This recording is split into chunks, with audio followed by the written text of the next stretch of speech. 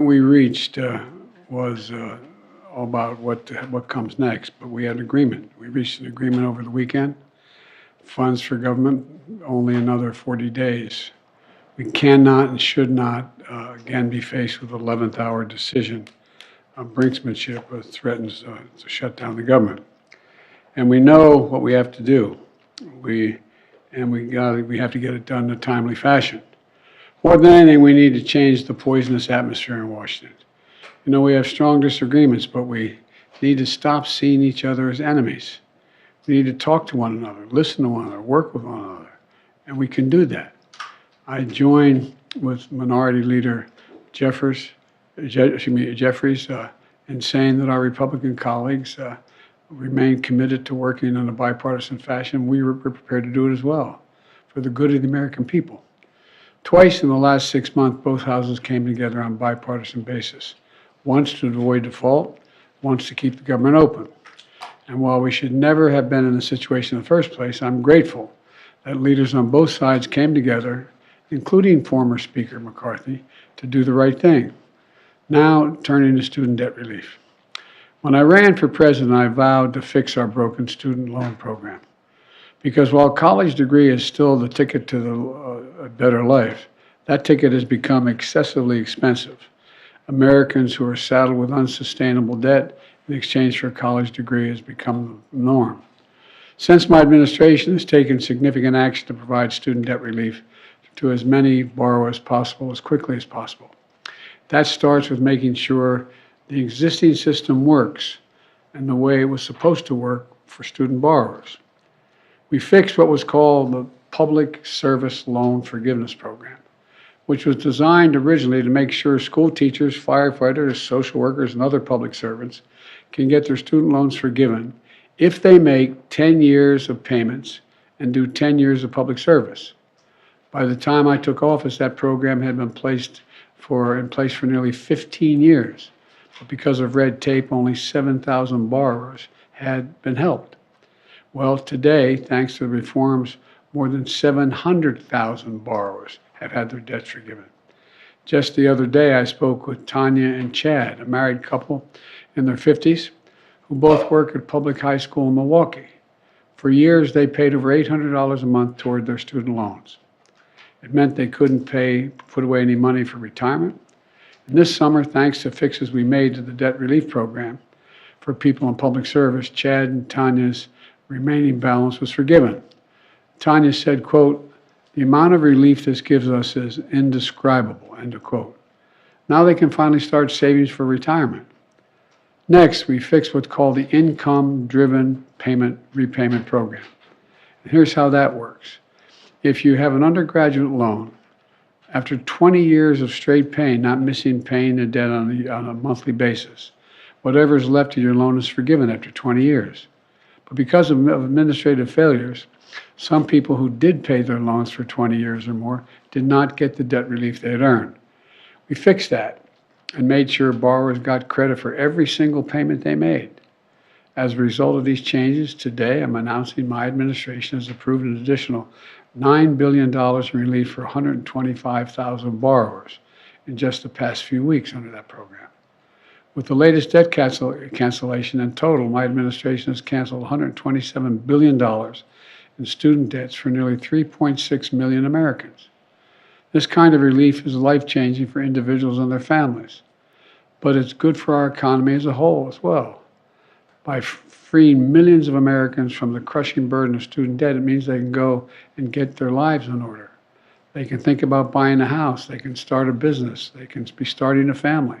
This matters. It matters in their daily lives. This latest progress builds on other steps we've taken. We made the largest increase in Pell Grants in over a decade, helping students and families making less than $60,000 a year get to college. We made additional improvements in the Income-Driven Repayment Program. Before I took office, student borrowers would pay no more than 10% of their discretionary income on a monthly basis if they wanted to do it that way. But under my administration's plan, which is called SAVE Plan, we reduced that to 5% for undergraduate borrowers. It's now the most generous repayment program ever. Under this plan, no one with an undergraduate loan today or in the future, whether at a community college or a four-year college, will have to pay more than 5% of their discretionary income to repay these loans. That's income after you pay for necessities like housing, food, and other necessities. You can sign up for the SAVE plan at studentaid.gov/save.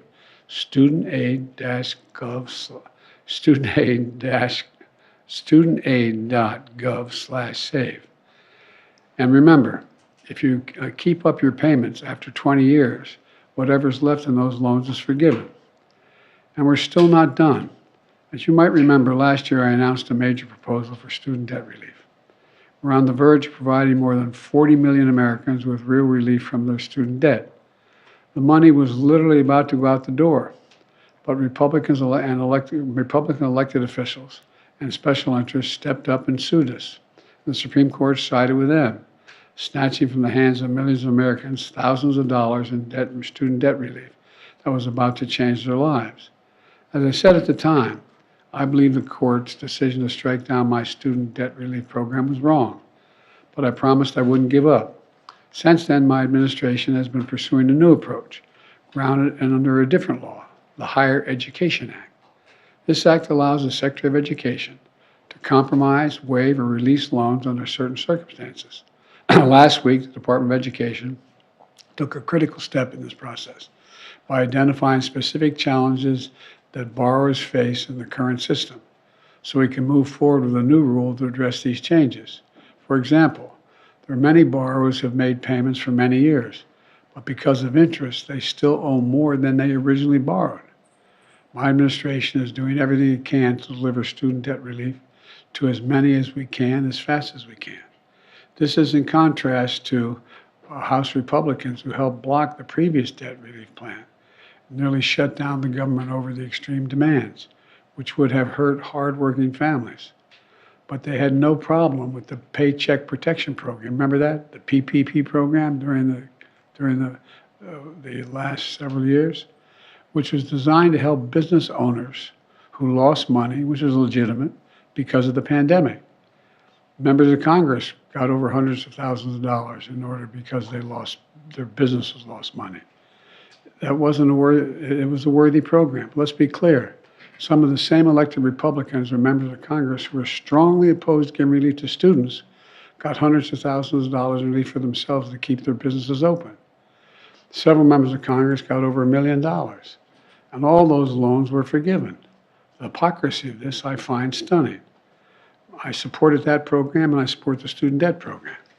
My administration will continue to use every tool at our disposal to help ease the burden of student debt, so more Americans can be free to achieve their dreams.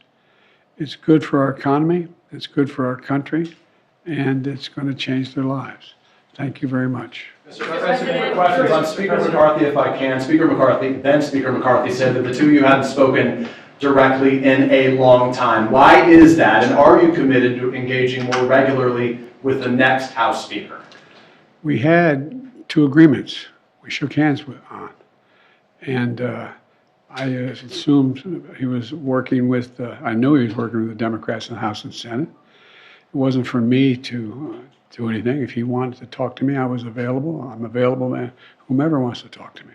But the idea that I was going to somehow convince McCarthy to change his view was not reasonable. Can I ask a question very quickly? Does your disarray on Capitol Hill after your conversation with allies yesterday worry you that you won't be able to deliver the aid that the U.S. has promised to Ukraine?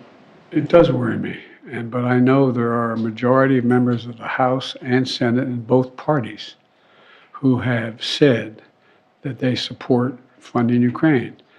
With your, I'm going to be announcing very shortly a major speech I'm going to make on this issue and why it's critically important for the United States and our allies that we keep our commitment. Mr. President, are you also concerned about the rest of your domestic and foreign policy initiatives being imperiled because of what we saw happen yesterday, the dysfunction in Congress, the chaos that we saw on the House side? Does that concern you in any way? The dysfunction always concerns me. The programs that we have argued over, we passed bipartisanly, I'm not concerned that they're going to all of a sudden come in and try to undo them, although there will be some. There will be some, I'm sure. There's half a dozen or more extreme MAGA Republicans who would like to eliminate just about everything I've done. But I don't think that's going to get there. Mr. President, have you promised? If I may, without additional funding, how long will the United States be able to support Ukraine? We can support Ukraine in the next tranche that we need, and there is another means by which we may be able to find funding for that, but I'm not going to get into that now. Mr. President, have you promised President Zelensky attacks for Ukraine? Say again? I'm sorry? Have you promised President Zelensky during his visit in the White House that you would provide ATACMS, the long-range missiles for Ukraine? I have spoken with Zelensky, and everything he's asked for, we've worked out. Tell us a little Mr. more. President, is there a plan Tell for us a little the- bit more about this speech you're going to give. What argument are you going to make? Why don't you wait and listen to it? I'm going to make the argument that it's overwhelmingly in the interest of the United States of America that Ukraine succeed. And it's overwhelmingly in our interest. I've spent 2.5 years putting together coalitions that no one thought could be put together. And they've strengthened us across the board, not just as it relates to Ukraine, whether it's Japan and South Korea, or whether it's what's happening in Europe itself. And so I think that it's clear to the vast majority of the foreign policy community on both left and right that this has been a valuable exercise for the United States of America to increase the support we have around the world. And what I don't want to do is we put together over 50 nations supporting Ukraine. And we are the organizer of that. I met with, don't hold me to the exact number, 16 or 17 yesterday, in a long conversation, and made the case that I knew that the majority of the American people still supported Ukraine, and the majority of the members of the Congress, both Democrat and Republican, supported. So I don't think we should let them gamesmanship get in the way of blocking it. Mr. President, what is the plan for those missiles? Sir, not that they're asking, what's your advice to the next House Speaker?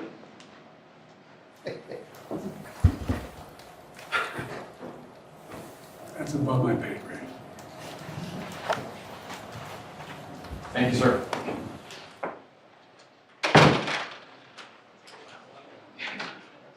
Okay, thank you, everybody.